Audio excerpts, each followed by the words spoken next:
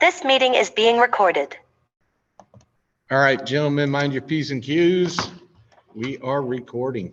We're in podcasting. We are in podcasting, my friend. Well, Greg, you as a longtime P1 to the podcast, you know how this goes. We're gonna have a little banter, set the stage.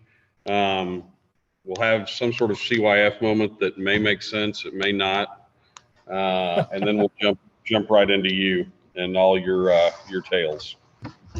Oh boy, I hope I can live up to the pressure here. Well, you know, I mean, we're pretty seriously produced podcast. Lots of editing going on. We're top of the run broadcasters here, so please feel that pressure. Yes, I'm nervous. I'll tell you a funny story to get you started. We had a man this morning that was a guest minister, and I think he's Pakistani originally, and he had a bit of an accent, so you kind of had to pay attention, which obviously was not great for Clay. About halfway through this guy's sermon, Clay sends me a text, and he goes, "I don't know what to tell you. I'm only getting every third or fourth word, and I'm pretty sure I didn't know there was anyone named Joe in the Bible." Like, I'm pretty sure he said Job, but it's okay. It's no big deal. Well, so yeah, I get that. We're off to a rocky start anyway this morning. Hopefully it gets better with the podcast, but really that's purely aspirational. I have no reason to believe that'll actually happen. I'm just glad you guys are back doing it. So all but one has been coherent so far this season. So yeah, we had one that didn't air. That one didn't air, right? Yeah. Yep.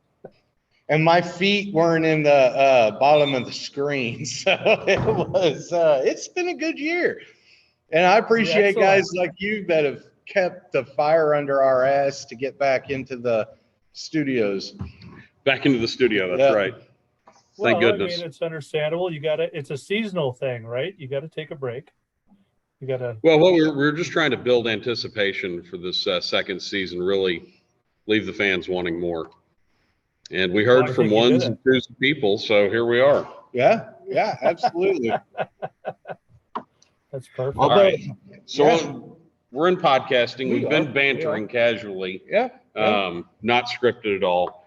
But before we really get too far off the rails, we need to do our Cast Your Faith moment. Absolutely. And in brainstorming today, we went back to the well, and that is basically just regurgitating whatever it is that we heard in church this morning. Right.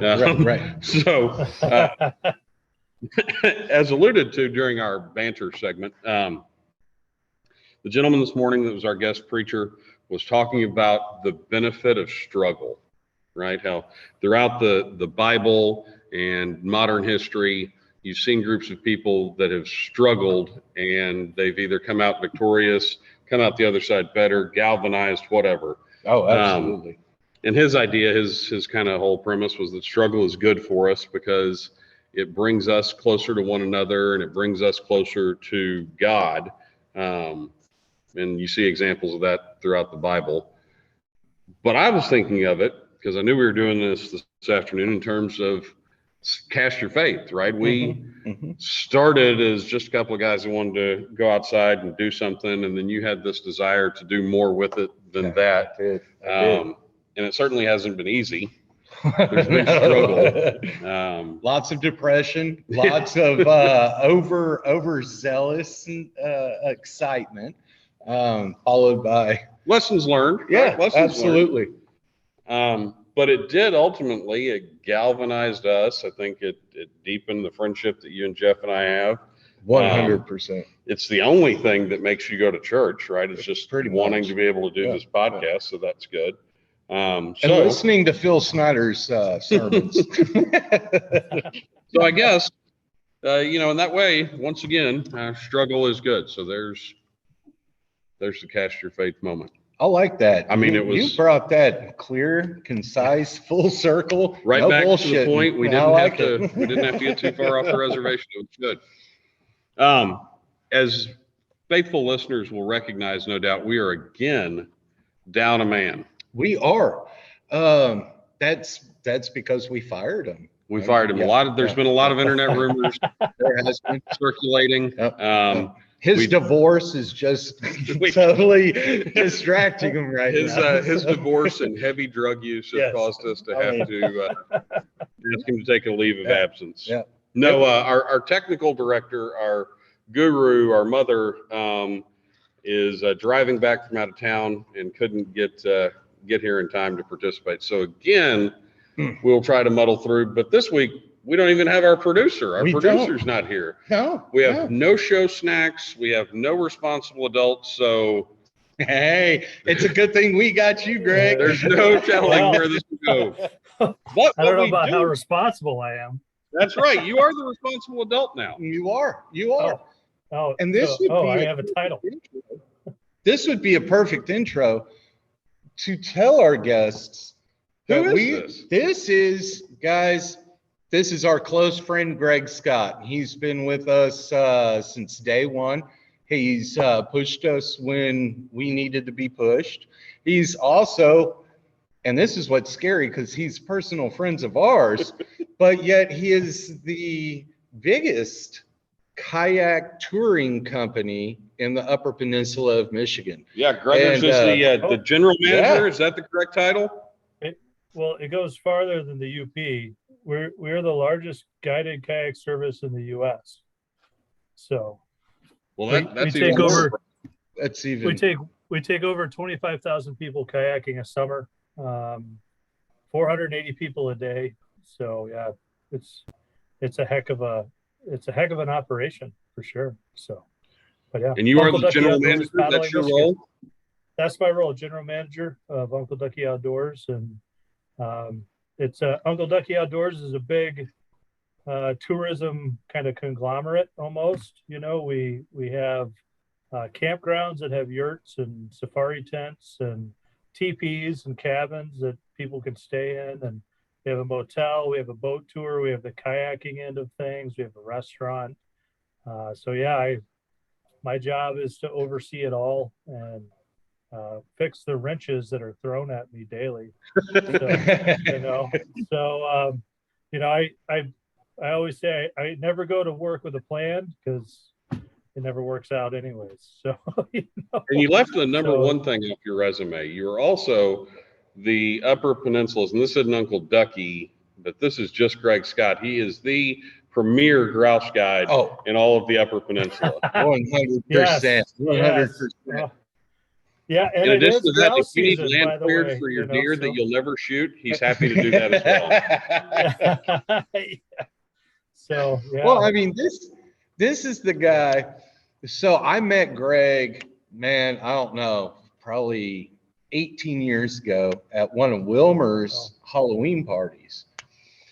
And Which is not the best place to meet anyone. you know, really, really, No. yeah, no. However, I will say, so he was dressed. This is back when he had the FJ Cruiser, right? Sure, right. He was Yeah. guiding out of Colorado, and also, I believe weren't you on the ski rescue? There's a ski Up in patrol. the- Yeah. Yeah, ski patrol up there. And he was dressed as Dog the Bounty Hunter. Sure. Yeah. You know, me and my party days, dude, that was my favorite deal. So I just gravitated towards him. And the next year I went as Leland just because he went as a dog the year before. Those So were wait. back in my fun days. There's got to be backstory to this, right? How does a kid from Dallas that would hop neighborhood ponds and fish locally, how do you get from Dallas to working in New Mexico and Colorado and ski patrol and on in, and then find your way to the UP? That's a trail. That Well, is. Yeah, it is a trail. The trail's even longer. So I went from Dallas to Maine, where I went to college. Lived in Maine for a time and enjoy. You know, I hated the heat, so I wanted to get as far away from the heat as possible. And so I figured, hey, I'll try Maine. So I went up to Maine, went to college, and I was always into the outdoors and fishing. Grew up fishing, fishing East Texas, for those big bucket mouth bass out there, and crappie and everything else. And went up to Maine and kind of discovered what the Northeastern New England was all about. And when I left college, I wanted to keep the adventure going. So I went to Alaska, specifically to do raft guiding in Alaska. Was up in the Juneau area for 3 years and was a raft guide and a kayak guide up in the inland passage there. And then I lost a grandparent when I was up there, and he lived in Jersey. So the flight back from Juneau, Alaska to New Jersey took me over 24 hours to do because of fog and everything like that, and not being able to land in one area, and having to go back and sit on tarmacs and pulling into SeaTac, and why the plane I'm supposed to get to go to Jersey is backing out as I'm pulling in. So once that happened, I kind of said, hey, I need to move from Alaska. It's not prudent. It's not a good place to be if I want to go see my family. So then I moved to New Mexico and lived in New Mexico for a little over a decade, and was in the northern New Mexico, Taos, Red River area, and ski patrolled, and started a fly fishing guide service, and met my wife, had a couple kids, and she wanted to move back to where she was from, here in Marquette, Michigan, up in the Upper Peninsula. And so we moved here. I was always up for an adventure, and I fell into a kind of a mom and pop kayak company. And we turned it into what it is today, which is the largest kayak guide company in the U.S. and with lots of other different stuff. So there's a whole bunch of trails there that I took, and it always involved being outdoors and fishing or hiking or rafting or kayaking or doing whatever. So it was always guiding it too. Yeah. One thing I've been honored about is, there's not a lot of bass fishing guides up in Michigan. And, Greg and I have talked a little bit here and there, and he's like, yeah, man, you come up here, brother, nobody's doing it. That's a niche. And look, we know, especially up in that part of the world, that walleye is the big thing, and especially walleye with like 1 pound egg weights in their bellies. Those that's what we're all after, right? I think I remember hearing something about that. You think? The hell, that's all I've heard about the last damn week. You got to think there's other things up here too. We've been on the Great Lakes, on the shores of Lake Superior. We have the lake trout, and we've got the salmon fishery of Lake Superior and Lake Michigan. And we've got the steelhead fisheries, and then all the coastal, we call ourselves the North Coast up here, right? So it might not be saltwater, but it's definitely a coast. And we've got a lot of coastal run fish up here. Those steelhead come in spring, the salmon in the fall, and then you get also in the fall you get the coaster brook trout that come in, and those are your big Labrador style brook trout. But no, there's not a lot of bass guides up here. There's a lot of opportunity up here for bass fishermen, especially if you're going after smallmouth on the fly, especially. So, but you could say that because, hey, Minnesota's the land of 10,000 lakes. We've got 11,000 UP alone. So, there's plenty of room. So you can exploit it. And you want to go after 4 pound smallmouth on little poppers or grasshopper patterns. You want to talk about a hurricane on a 4-weight.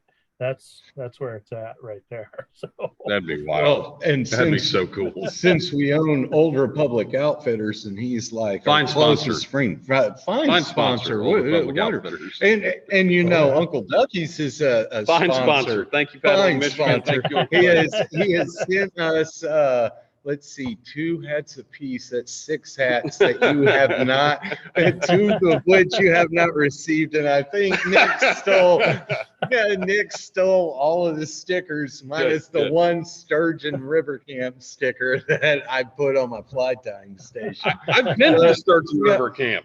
See, and I know. And And I think you should lead us into that wonderful grouse trip. It was a great trip. I had a wonderful time on the trip. Was that before or I think we all after? did. I'm going to try to fix this camera. Try to look at that little camera and center us up. Okay. We like to do a lot of producing, technical directing, kind of on the fly here. So Excellent. Clay's adjusting the camera. Am I going to be out of that picture? We're not going to be any more attractive. Well, I'm not looking for a filter. I think it's fine. Okay. Yeah, so I mean, we've talked about the trip on the show, right? It was a bit of a misadventure getting there, For sure. in terms of some flight delays and gun issues. But once we got there, I mean, the thing that I wanted to talk about a little bit, the thing that blew me away is just how isolated it really is in the UP, right? I mean, when we get out Oh, yeah. around the camp, you're not talking about, oh man, there's nothing for tens of miles. No, there's nothing for hundreds of miles. It's just trees in every direction. And mosquitoes, from what I hear. Crazy. Depends on the time of year, but yeah, there's definitely plenty of mosquitoes. God. And the other thing that you mentioned that I wanted to bring up is I don't think people that haven't stood on the shore of Lake Superior really understand just the massive nature of this body of water. I don't. Greg took us to this little overlook, and I'm looking down. I'm like, oh, look, some driftwood. And he laughs. He goes, it's not driftwood. That's a tree. And I got to look closer, and I walked down a little bit closer, and it was a full-grown, 70-year-old tree that was being tossed around like a stick. There's Yeah, fish. you got to. No, well, I don't know about around that tree. It's a little different in that lake. I mean, you got to see that lake in all its glory. Jose, it was like 6-foot waves on the lake that day. It was That's crazy. nothing. I mean, yeah, that's nothing. There was a storm in 2019 where they called it an inland hurricane, and we had 30-foot waves on that lake. Wow. This is a lake that sinks 1,000-foot ore ships. Come on, the wreck of the Edmund Fitzgerald. There it is. There it is. I knew it was some, coming. some Gordon Hey, Lightfoot, right? I knew it was coming. Yeah. So this lake is nothing to be messed with, by any means. And it's hard to fish too. It's a hard lake to fish. A lot of the fish are deep. You can find areas where, the fish are kind of up in like grassy flats, and that's where you get into the smallmouth and the carp, and you get into, maybe some crappie or some perch, something along those lines. But most of those fish, if you're going after lake trout or salmon, you're typically fishing 100, 180 feet, your downriggers and things along those lines, walleye and all that stuff. So, Greg, hold on just a second. For our listeners in Texas, the deepest lake, I believe, is like 50 feet. Oh, no. Lake Travis is a couple hundred feet deep. No, there's spots. no way. Yeah. No. But No. but nothing compared to Lake Superior. Yeah. Hold Yeah. on. We just have No, to. deep. This is like an ocean. We are talking pretty much an It is. inland sea. An inland sea. So where I took Kenneth at this overlook, it's close to the most southern point. Like we're literally like 2 miles away from the most southern point of the lake, and looking north across the lake, it's 180 miles to Canada. So and that's just going north, right? If you want the east to west direction, you're looking at like 370 miles, something like that, east to west. So That's farther. That's farther than from Dallas, Texas to the Bolivar Peninsula. It's only 310 miles from Dallas to the coast. Yeah. So Yeah, I mean people don't get what the Great Lakes can do, and the force of water itself driven by wind. Oh my gosh, man, it'll just destroy anything there is.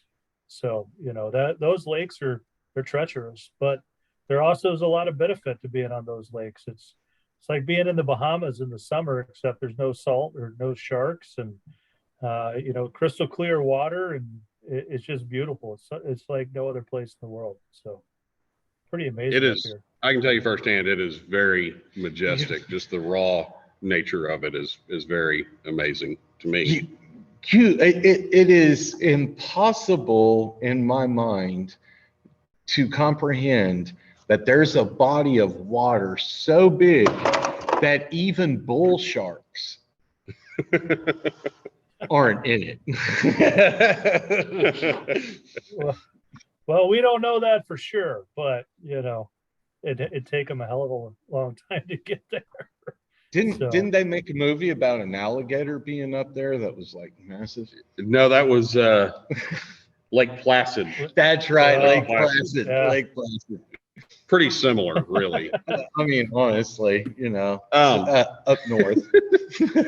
I was watching something the other day, and it was a nature program of some variety, and they were talking about the fishers, the little weasel animals you have. Oh, Yeah. Oh, yeah. And they're like, oh yeah, it's incredibly rare to see them in North America. And I go, I'm not sure that's correct. I've got a buddy that has a trail cam with nothing but fishers on it. So Oh man, I've got like 5 or 6 that just run around. Those things are awesome. They're like the biggest weasel, right?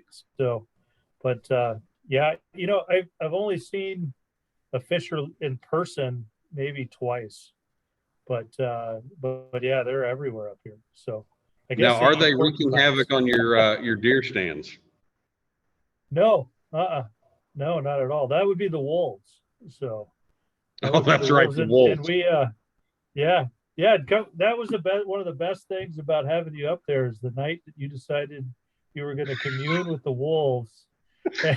So Kenneth I don't think we get Kenneth back in the house because he's standing on the deck just howling away like a madman, and these wolves are sitting there. I mean, these wolves are probably 200 yards away, 300 yards They were away in closer the than they woods. needed to be.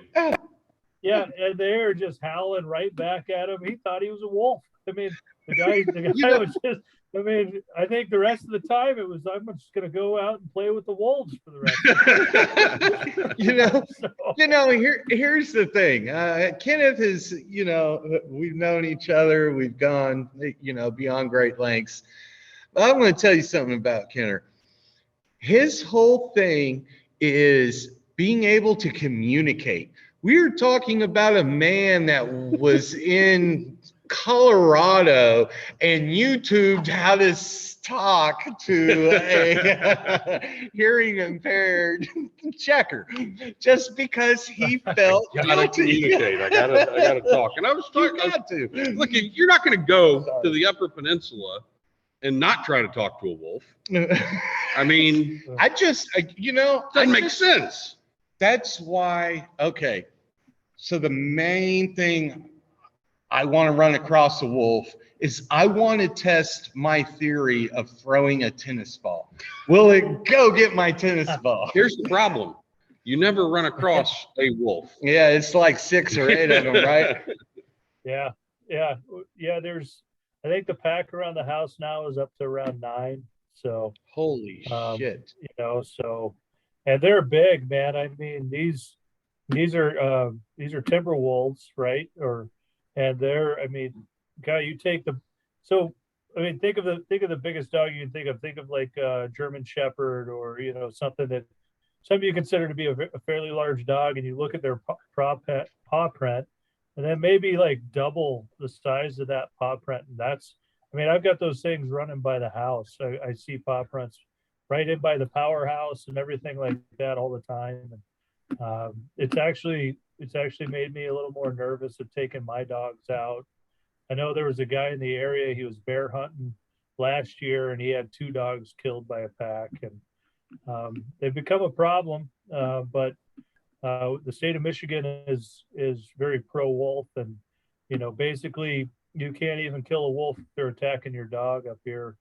If you kill a wolf, you better have scratches on your face to be able to not have to get a felony and go to jail for the rest of your life. So Wow. Yeah, I'd be sitting there taking that paw and just going across my face, making sure it's scratched to hell. And my dogs are part of the family, so Yeah.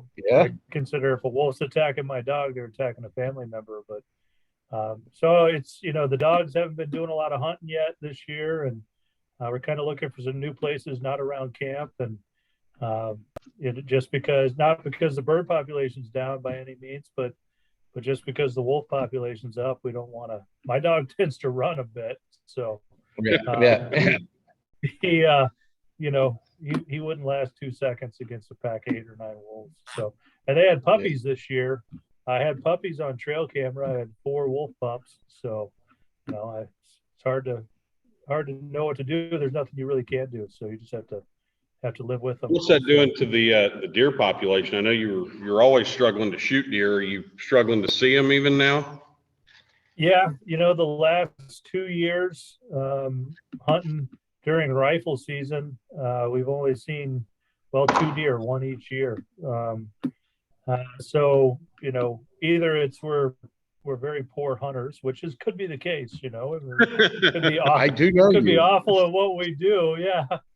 So, but it's that, and then probably a combination of the wolf packs around too.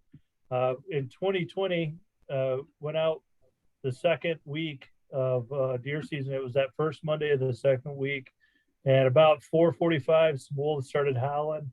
They were probably like a half mile away and were kind of coming towards where I was across my river. And then so I kind of busted out of there as they were kind of coming in close, because it was like that, it's shot. And then it was 2 wolves, it turned into 4 wolves howling at each other. And then as I get across the river and getting into the house or close to the house, it's 4 wolves on one side of the river, 5 wolves on the other side of the river. It's like 2 competing packs that are talking back and forth. And what do you do? So, we have bears, we have wolves. I think I'm more scared of the wolves than I am the bears. The bears will tend to run from you, but you never know if they say wolves don't attack people, but you never know. A pack of 8 of them. You don't want to be they that get first ballsy, person. dude. That's why you should do me a favor, just so I know you're safe, and start carrying a tube of tennis balls. I mean, like you got more than one. That's the best safety advice we can give you against wolves. Oh, Carry tennis balls. I was thinking an AR-15, but Wait, I just want to make sure I'm understanding this. So you're getting wolves on the house side of the bridge. Yep. Wow. That's crazy. Yeah. They're everywhere. So I only like the talking houses, to wolves so on the other side of the bridge. I don't like them on this side of the bridge. Yeah, they're coming in close. So in fact, I saw the pups this year playing on the riverbank one evening. So what do you do? They saw me and they bolted, but that's the first time I've ever seen wolf pups, right there at the house playing on the riverbank. So, they're there. They're there. And you got to understand where camp is. The Sturgeon River camp sits kind of right in the middle of the central part of the UP. I'm like 20 miles from Lake Michigan, and I'm like 23 miles from Lake Superior. So I'm like right smack dab in the middle. There's nothing around it.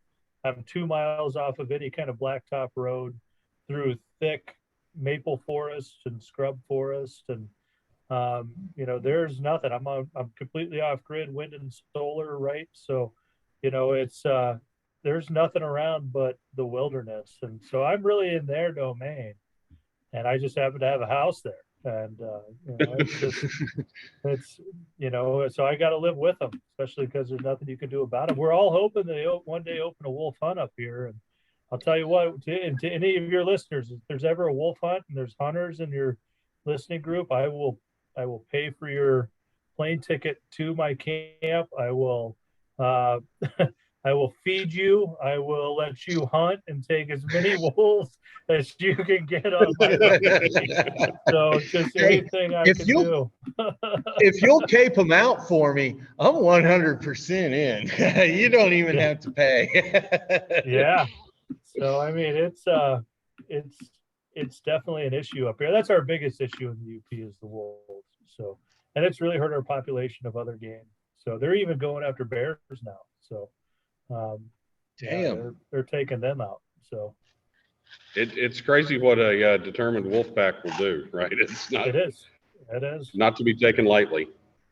It is. Well, I mean, It is. bears are easy. Bears come at you. Yeah, Bears are easy. bears are easy. Bears run at you.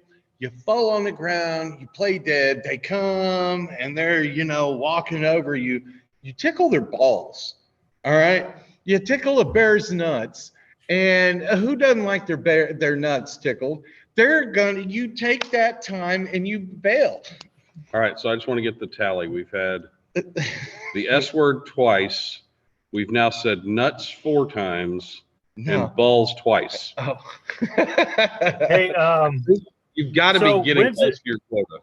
I'm done. so we're gonna have to have a trip in kind of late spring when the bears come out and bring Clay up because I really want to see him tickle a bear's nuts. Kind of test that theory. Spirit fingers, baby. I want Spirit to see what this theory is all about. Really? And I think spring would be the best time to do it because that's kind of when they're the grumpiest. They've been hibernating all winter. I mean, if they're you're going to put the hungry, theory to test, put it to the Yeah, test. if you're gonna put the theory to test, let's see how it goes. And see how many That'll be when I tickle start on doing the this. show by myself because we've obviously let the other people go and Clay's dead. He's now fresh sign. I'm scared to death of snakes. Y'all know I am not messing with the bear. If a bear came towards me, I would definitely run towards my car, get to town, change my identity, bail out of the house because I know it's coming after me. I The thing is, think you'd be all right because you're a big guy, so you just make yourself look bigger and then just make sure you can run faster than everybody else and you're fine. So, I'll just take off my shirt and it'll think I'm a Sasquatch and we're friends. now you may run into a Sasquatch up there too. That's prime Sasquatch country. That means I need to pack in champagne. Ridiculous theory I've ever heard. All right, I don't know that we have anything for it, but I can see by the clock it's time to hit the theme. Dun-dun-dun, dun-dun-dun. Squirrel Watch Center, Center, watch thingy I don't know. center. I don't know. Have you prepared anything for Squirrel Watch? You know, I'm going to take that as a no. Greg, have you ever seen a squirrel? yes. Oh yeah. We have black squirrels up here. Hey. Well, we don't see color on this show. It's not that kind of podcast, but go on. I want to hear more about this Melanistic? story. I've got to hear about Well, these. So yeah, they're as black as a bear, right? And I think they're a member of the gray squirrel family. So they're about the same size as your fox squirrels down there. And they are everywhere. They are running all over the place. And you're in the woods and all of a sudden here comes this black thing out of the trees and you think it's like a weasel or a ferret or something like that. No, nope, it's a squirrel and he's out there just running around. It's really not a story, but it's a black squirrel. Well, it just sounds like the UP is completely devoid of any hillbillies because if you were down 100%. here, that'd be No, table we fare have a for different somebody. name, different name for hillbillies because they're called Yoopers. The Yoopers. You first. The Yoopers, so if it's the same thing as a hillbilly, it's just a northern term. So I'm And, surprised the name of the movie hadn't come up yet, quite honestly. Oh, the training film that everyone The has to see training before film. going Yeah. to the UP. Yeah. Yeah. Escanaba into moonlight. Escanaba in the moonlight. Uh-huh. Fantastic instructional video put out some years ago. Go after that 30-point buck there, eh? No buck having Youper. Now, I'll tell you what, not only did he send us some beautiful swag that never got distributed. Right. No, we'll Yeah. have to take Clay's Yeah. word for that, but thank Yeah. you. Although tried. I will say, Did what you could do. the fly hair, the hair he sent us some wild boar from up there and a panel of antelope from somewhere. And I'm talking a generous panel. That has tied so many flies. Down here, we have a favorite fly. I have a favorite fly. It's called the lantelope.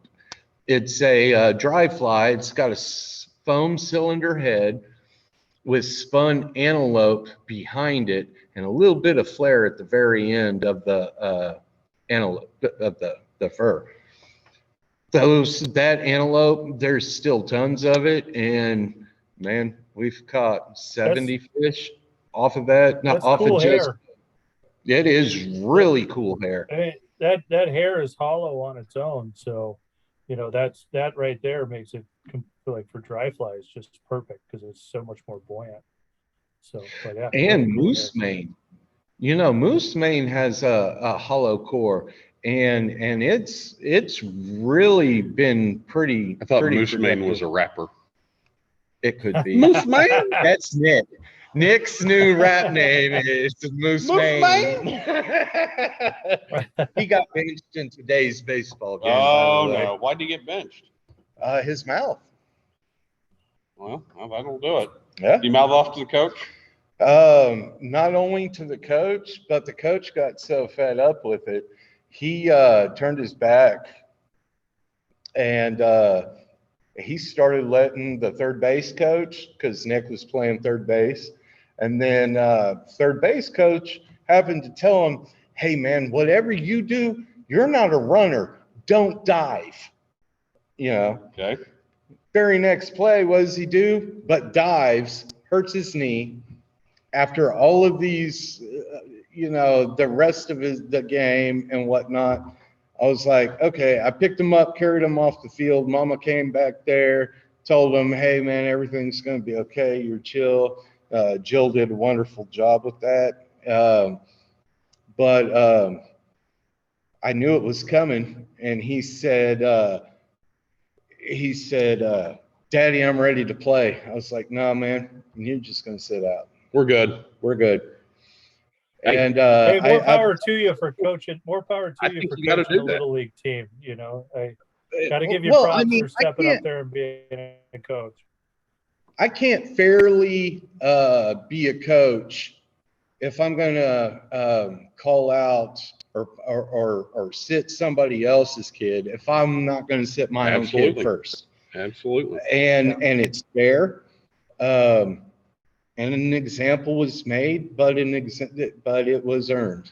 Yeah. No, I You think you got to do that. In fact, I found when I was coaching Rhett's teams, fairly or unfairly, I was harder on Rhett than I would be on any of the other kids, just because I didn't want there to be any hint of impropriety, right? Yeah.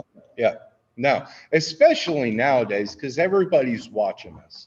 Oh yeah. And as soon as the parents up here, you they guys don't. stop, Parents you're don't done. even want to coach anymore. So parents don't even want to coach anymore up here, because they're tired of dealing with all the other parents. And it's sometimes it can be more political than it is for the kids, right? So so more power to you. I give you props for stepping up there and volunteering to be a coach. And that's what kids need, man. Kids need organized sports, so by far. So. Well, kids, I mean, Whitney Houston said it best. This is going to be The good. children are our future. And if they don't have a person that will drop them in their tracks and make them do push-ups, then, I honestly don't know. Look, the only what's question gonna I happen. have with that whole theory is, are we sure it was Whitney Houston and not Dionne Warwick? I believe the children are the future. Teach them well and let them lead the way. Garrett told you don't have a voice like me. So I think we can safely rule out Clay He Christian, carried but I it. still don't know if it was He Whitney carried Houston. that and tune, Dionne though. Warwick. You carried that I tune. do. You mean you might have been in the wrong key, but you carried the tune. I'm tone deaf. Okay. Now the rest of us are as well, so that's great. All right, we need to jump in quickly to our local fishing report, sponsored by Old Republic Outfitters, presented by Bike Club Barbecue, and Funded by Kenneth funded by Swallow. Kenneth Swallow. That's right. So our fishing report. Fishing report. Hit it. So, everybody, Cast Your Faith has had one really bad trip and one questionable trip that ended up turning out great. But even with those two unfortunate things that have happened, we have booked a trip down to the coast, fully booked without even having to post anything online. Right. I mean, just through word of mouth. So we're going to Bolivar, In to a beautiful wonderful- Crystal Beach, Texas. The paradise in Texas, and a wonderful, luxurious Accommodations. accommodations 50 yards from the coast. Thank you, the beach. Bellafour LLC for Yes. helping sponsor that one. Yeah, we're really excited about it. It's as with you, it's my happy place, right? It's Yeah, whether I'm fishing or hunting or just That's how boiling you shrimp, and I right? clicked. Yeah, You found 100%. out I went to Bolivar that one time, and you were It's like, like, "Oh, oh, you know where Bolivar." You must be okay. I Yeah. grew up down there. I think it's going to be great. We've got a great menu plan, good mix of people. Weather should just be perfect. Everybody has a bed, so all sorts of positives. I was looking up the tides, and so typically 2 hours before the low, Mhm. you get out there in the surf, and that's your most productive time. Now that's the lead up to telling you that low tide is at 9:45 a.m. on Friday. Nice. So that means we get out there at 7:45. So that means a lot of us 7:30. will get to fish Yeah. that. Clay won't. He will No, definitely no, still no. be asleep. But But the rest of us will 100% fish it. but it recurs again at 7:15 p.m. There's a 50-50 shot that Clay makes that one. I'm looking at the 3 p.m. range, and if the 3 p.m. doesn't happen, I'm probably not catching anything. Well, the good news is it ought to be just an absolute blast with the group of people that are going. So if We'd you like- don't get a chance to go on this one, you can look forward to the wonderful stories that we'll have to There's tell. no chance that And- anybody say, even the 12 people that are coming on the trip, only 4 of us listen to the That's true. Yeah. podcast. And then 2, keep a lookout on social media for pictures and things to get you excited about Definitely. our upcoming trips. 100%. And first of all, I'd like to thank, what's the name of that LLC? Well, which one? Bellafour? Bellafour.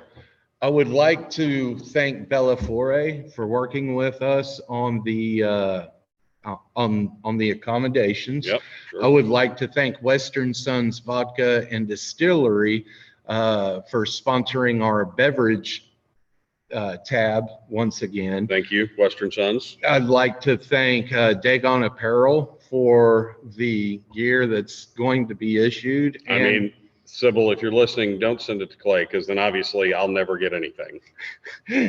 and Orvis Dallas for any donations that you are Contemplating, online you're or thinking maybe you want to contemplating. donate Frank Kenneth the Smith, new 9 weight. It's fine. Yeah. Oh, so luckily being an employee of Orvis, I have access to the Rod Loaner program. I have 2 9-weight H3s and Mirage reels with Igniter Pro line on the way to the trip. That way, maybe you guys can see, even with that rod, there's no bad cast. All right, look, we've done enough. You've done a pretty good job of keeping it on the rails. Good, You slipped because up I'm about to let a it little go. bit here and there. 242. We need to again thank our buddy Greg Scott for joining us. Thank you, Greg. Oh, Greg, dude. General as Manager, always. Uncle Ducky, Paddling Thank you for Michigan. having me. Yes, you are welcome. And we'll be back at it, I guess, next week. Yeah, we will. Well, actually, yeah, I don't know. Because here's the thing. Okay. Next Sunday is the Sunday leading up to all of us being gone for 4 days. Mhm. I don't think it's fair to the women folk for us to not be at home next Sunday evening. That's an interesting vote. We When have- we turn off record, he's going to have a different opinion, but we'll handle that later. Thanks, Greg. See everybody next time. Love you, Thank bro. Hold on Love just you a too. second. Don't go anywhere. Just gonna hit